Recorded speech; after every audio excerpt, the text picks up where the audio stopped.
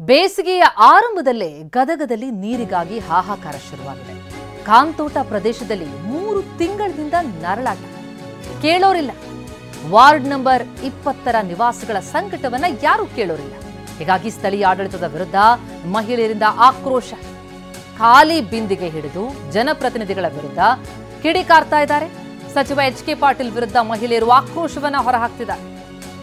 ಬೇಸಿಗೆ ಇನ್ನೂ ಆರಂಭ ಅಷ್ಟೇ, ಆದರೆ ಇಲ್ಲಿ ಈಗಾಗಲೇ ನೀರಿಗಾಗಿ ಹಾಹಾಕಾರ ಶುರುವಾಗಿದೆ.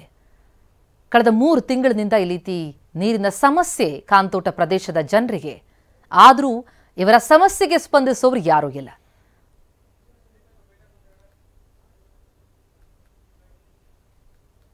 ನಮ್ಗೆ ನೀರು ಬರಾತಿಲ್ರಿ, ಇಲ್ಲಿ ಸೋಳು ನೀರು ಬರಾತಿಲ್ರಿ.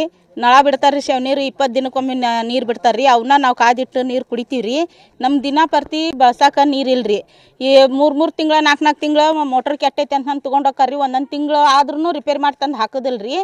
ನಮ್ಗೆ ಒಟ್ಟು ನೀರಿನ ಸಮಸ್ಯೆ ಭಾಳ ಐತ್ರಿ. ಬೇರೆ ಓಣಿಗೆ ಹೋದ್ರೆ ನೀರು ನಮ್ಗೆ ಬಿಡೋದಿಲ್ರಿ. ನಿಮ್ಮ ಕಡೆನ 4 ಬೋರ್ ಅದಾವು, ನಮ್ಮ ಓಣಿಗೆ ಯಾಕೆ ಬರ್ತೀರಿ, ನಮ್ಗೆ ನೀರು ಸಿಗಾಕಂತಿಲ್ಲ ಅಂತಂದು ಅಲ್ಲಿ ಜಗಳ ಮಾಡಿ 2 ಕೊಡ್ಪಂದು ತೊಗೊಂಬರ್ತೀವಿ ನಾವು.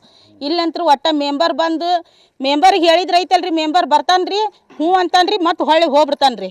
ಮತ್ತು ಹೊಳ್ಳಿ ಈ ಕಡೆ ಹಾಯ್ದ ಇಲ್ರಿ. 8 ದಿನಕ್ಕೊಮ್ಮೆ ಇಲ್ಲಿ ಮಸೂತಿಗೆ ಬರ್ತಾರ್ರಿ. ಅವಾಗೊಮ್ಮೆ ಹೇಳ್ತೀವಿ, ಹೇಳ್ದಾಗ ಬರ್ತೀನಿ ಅಂತನ್ರಿ, ಮತ್ತು ಹೊಳ್ಳಿ ಹೋಗ್ಬರ್ತೀವಿ. ಹಿಂಗಾದ್ರೆ ಏನು ಮಾಡ್ಬೇಕ್ರಿ? ಮತ್ತು ಇದ್ದಿದ್ದು ಕುಡಿತೀವಿ ರೀ. ಅವ ಹುಳ ಬಿದ್ರು ಅವ ನೀರು ಸೋಸ್ತೀವಿ ರೀ, ಮಕ್ಳ ಮರಿಗೆ ಹಾಕ್ತಿವಿ, ಕುಡಿತೀವಿ.